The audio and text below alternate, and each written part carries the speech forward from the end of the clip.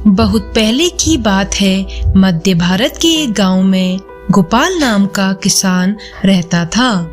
गोपाल सुबह शाम दिन रात भगवान शिव का नाम लेता रहता और भगवान शिव की भक्ति किया करता।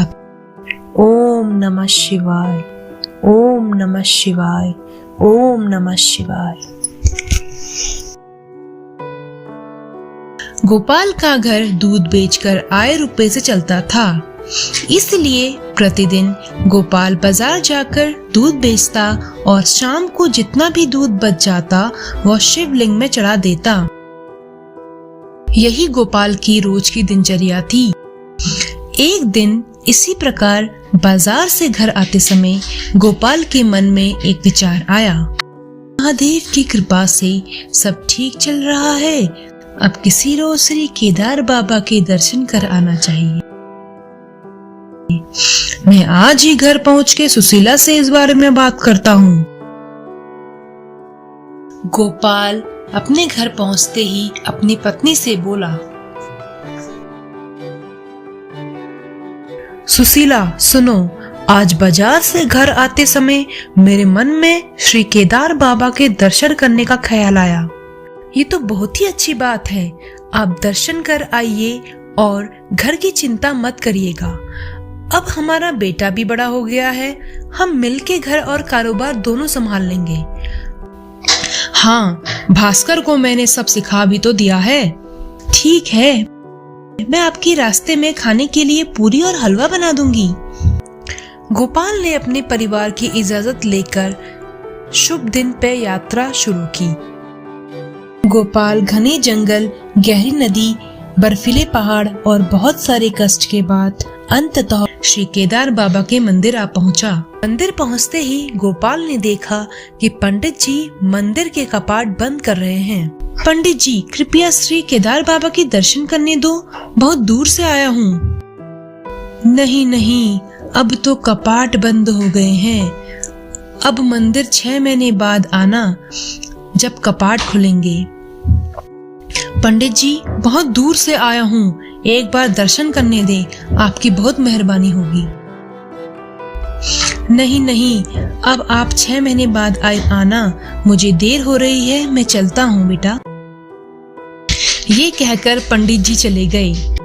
हे भगवान, अब क्या करूं? घर वापस जाने में 4 महीने का वक्त लगेगा और 6 महीने यहाँ रुक भी नहीं सकता, क्या करूं?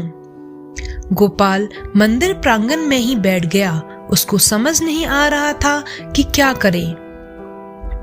बहुत दुखी था। इतनी लंबी यात्रा, इतनी कठिनाइयां के बाद भी महादेव के दर्शन नहीं हो पाए। गोपाल विलाप कर ही रहा था, इतने में दूर से एक बाबा गोपाल की तरफ चले आ रहे थे।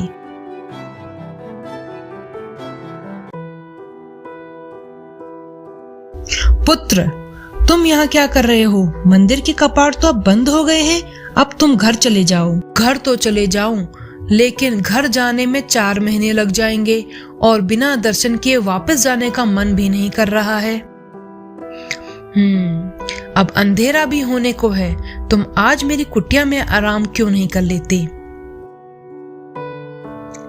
बाबा और गोपाल कुटिया की ओर चल दिए।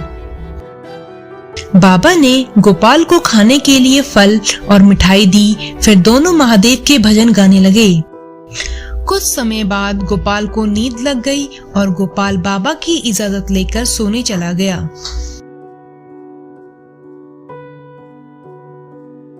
सुबह उठकर गोपाल ने सोचा कि दर्शन ना हुआ तो क्या, केदार बाबा के मंदिर में बाहर से ही आरती पूजा कर लेता हूँ। मंदिर पहुंचते ही गोपाल को वही पंडित दिखे। पंडित जी, आप इतने बड़े मंदिर के पुजारी हो, आप पे झूठ बोलना शोभा नहीं देता। क्या क्या क्या मतलब है तुम्हारा? कल आपने कहा था कि मंदिर के कपाट बंद हो गए हैं और अब कपाट 6 महीने बाद खुलेंगे, आपने झूठ कहा था। हाँ हाँ, याद आया, तुम वही हो ना जो 6 महीने पहले मंदिर के कपाट बंद होने के बाद श्री केदार बाबा के दर्शन करने की जिद कर रहे थे। हाँ, मैं वही हूँ, लेकिन 6 महीने पहले नहीं पंडित जी, कल ही तो आया था मैं। अच्छा, मान लिया तुम कल ही आए थे, लेकिन यहाँ रहे कहाँ, रात कैसे बिताई? गोपाल ने पंडित जी को पूरी बात बताई। पंडित जी समझ गए महादेव का चमत्कार है। फिर गोपाल को बैठाकर समझाया कि 6 महीने बीत गए हैं और जिन बाबा के साथ तुम रहे वो और कोई नहीं, महादेव स्वयं थे, बाबा के रूप में। जय महादेव। शिव शिव शिव शिव